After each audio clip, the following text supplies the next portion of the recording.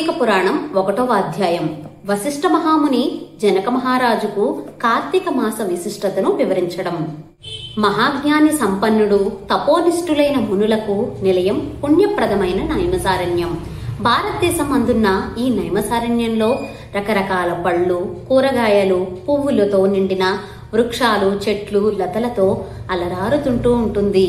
ఈ అరణ్యంలో నివసించే చిలుకలు, గోరువంకలు, చక్రవాకాలు, హంసలు, మయూరాలు, వాటి విన్యాసాలు మనసుకు ఎంతో ఆహ్లాదాన్ని, ఆనందాన్ని కలిగిస్తూ ఉంటాయి.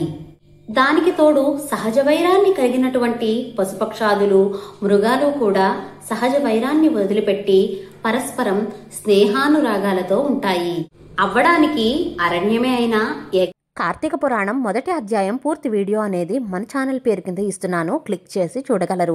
కార్తీక పురాణం చదవలేకపోయినా సరే ఈ కార్తీక మాసంలో ఈ పురాణాన్ని ప్రతిరోజు విన్నా ఎంతో పుణ్యఫలం.